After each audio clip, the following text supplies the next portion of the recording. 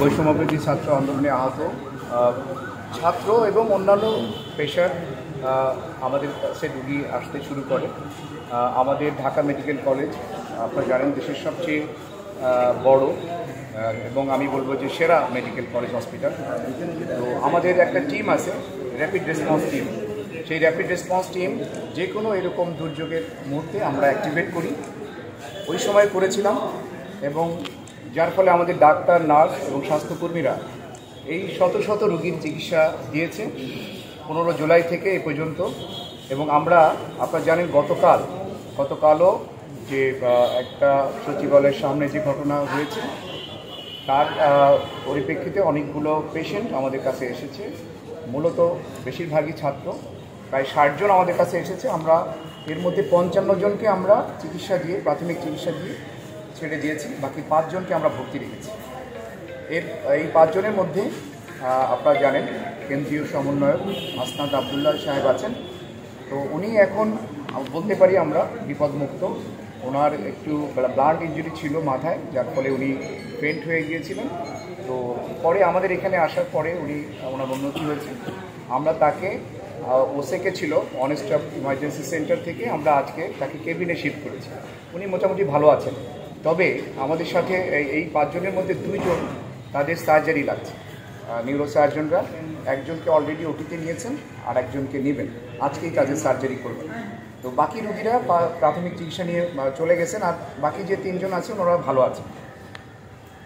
আমরা Dhaka medical college হাসপাতাল, আমরা যারা প্রশাসনে আছি এবং আমাদের সাথে যেসব চিকিৎসক, নার্সরা আমাদের সহযোগিতা করে, আমরা সবসময় যে কোনো ক্রাইসিসে, দেশের যে কোনো ক্রাইসিসে সবচেয়ে বড় লোডটা আমরা বেয়ার করি এবং আমরা করে যাব ইনশাআল্লাহ। আপনাদের সহযোগিতায় আমরা এই দায়িত্ব নিচ্ছি। আর একটা বিশেষ বিষয় আমি বলতে চাই, আমাদের এখানে এখনও 100 জন ভর্তি আছে। টোটাল 850 জন আমাদের এখানে ভর্তি হয়েছিলেন। 2000-এর উপরে রুগী আসছিলেন, তার মধ্যে 850 জন আমাদের এখানে ভর্তি হয়েছেন। এখনও আমাদের কাছে 100 জন রুগী আছে। এর মধ্যে আইসিইউতে আছে 9 জন, আর অন্যান্য বিভিন্ন ওয়ার্ডে আছে, general surgery, orthopaedic, neuro surgery, ENT, এই ওয়ার্ডগুলোতে আমাদের রুগীরা আছে। তো বেশিরভাগ আইসিইউতে যে কয়জন আছে, আপনারা জানেন যে আইসিইউতে থাকা মানে তাদের অবস্থা একটু ক্রিটিক্যাল। বাকিরা আশা করি আমরা তারা সুস্থ হয়ে যাবে। আর আমরা বিনা পয়সায়, বিনা খরচে, আপনারা জানেন যে সরকারি হাসপাতালে সকল ওষুধ এবং জিনিসপত্র সরবরাহ থাকে না, কিন্তু আমরা এই যে বৈষম্যবিরোধী ছাত্র আন্দোলনে আহত যারা আছে তাদের জন্য আমরা সব কিছু বিনামূল্যে ব্যবস্থা করছি, এবং তাদেরকে আমরা নির্দিষ্ট কয়েকটা ওয়ার্ডের মধ্যে রেখেছি যাতে তাদের ম্যানেজমেন্ট বা মনিটরিং বেটার হয়।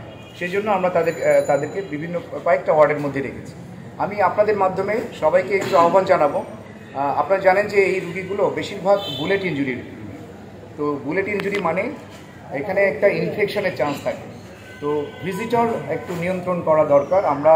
আমরা নিজেরা অনেক সময় হিমশিম খেয়ে যাই। আপনাদের মাধ্যমে আমি সকলের কাছে আবেদন রাখব যে আপনারা রুগীর কাছে যাবেন না, অপ্রয়োজনে যাবেন না।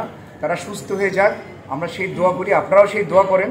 আর তার অ্যাটেন্ডেন্ট হিসেবে একজনের বেশি যেন তার সাথে না থাকে, এই ব্যাপারে আপনারা একটু সহযোগিতা